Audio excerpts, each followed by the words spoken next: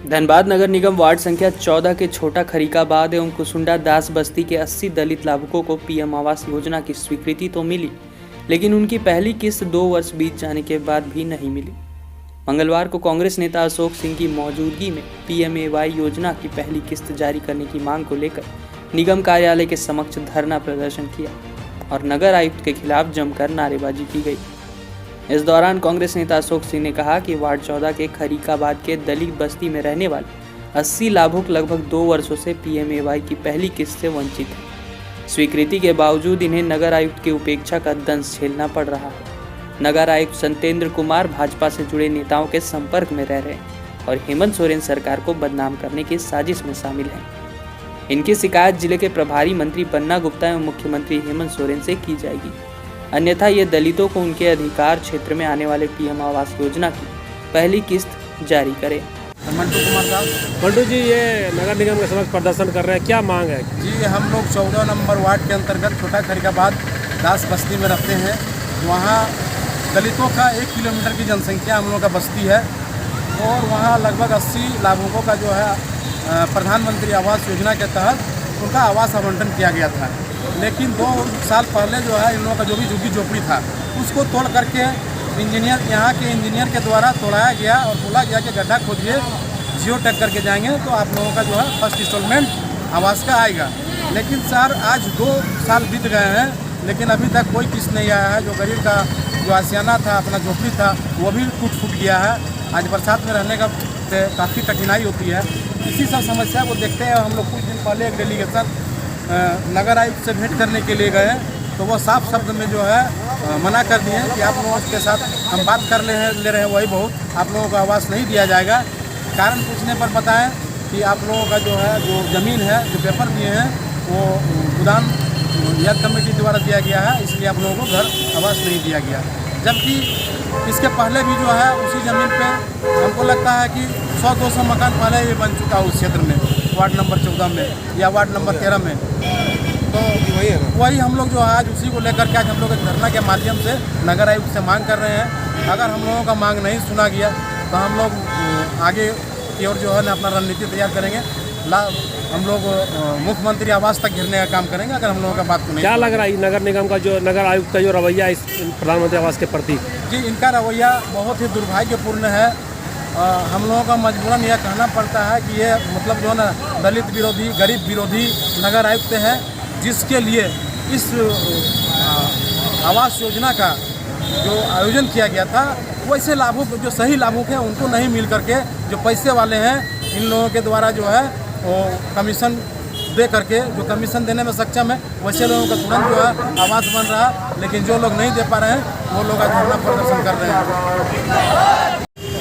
छोटा खरीकाबाद की महिलाएं बैठी हैं यहाँ पे, इनको 2 बरस हो गया है ऑनलाइन पीएम आवास सबों को मिला है, लेकिन इनको पैसा नहीं दिया जा रहा। इसको लेकर के लगातार ये लोग नगर आयुक्त से मुलाकात कर रहे हैं और सिर्फ 2 साल से इनको आश्वासन नहीं मिल रहा। मेरा एक ही कहना है कि कल मुख्यमंत्री 12 घंटे की मैराथन मीटिंग किए हैं पूरे प्रदेश के उपायुक्त और कमिश्नर के साथ और उस मीटिंग में एक ही संदेश आया है मुख्यमंत्री की तरफ से कि जो भी सरकारी योजनाएं हैं जिनका लाभ आम जनता को, गरीब को मिलना चाहिए, उस पर त्वरित कार्रवाई होना चाहिए। तो फिर क्या कारण है कि इतने वर्षों से इनकी जो घर की आस है वो लंबित है? तो कहीं न कहीं नगर आयुक्त जो है वो हेमंत सरकार को बदनाम करा रहे हैं। गरीबों के बीच में, दलितों के बीच में वो बदनाम कराने का काम कर रहे हैं। अगर दलितों को घर नहीं मिलेगा तो घर किसको मिलेगा? छत विहीन है ये लोग पिछले 2 साल से। आंधी में, तूफान में, बारिश में ये लोग भटक रहे हैं। वजह क्या है? नगर आयुक्त को स्पष्ट करना चाहिए।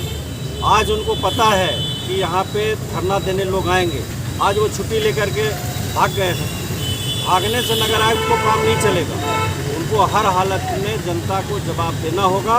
हेमंत सरकार को बदनाम करना ये बंद करे। अगर ऐसा ही रहा तो इनकी शिकायत मुख्यमंत्री से, जो धनबाद के हमारे प्रभारी हैं आदरणीय बन्ना गुप्ता जी, उनसे धनबाद के काउंसिल का करेंगे और इनको अविलंब यहाँ से हटाने की मांग करेंगे कि भाई इनको हटाओ, क्योंकि ये सरकार के खिलाफ काम कर रहे हैं। कहीं न कहीं ये भारतीय जनता पार्टी से ओतप्रोत इनका काम करने का जो तौर तरीका है वो वही दिख रहा है। पानी को लेकर के वही हंगामा है।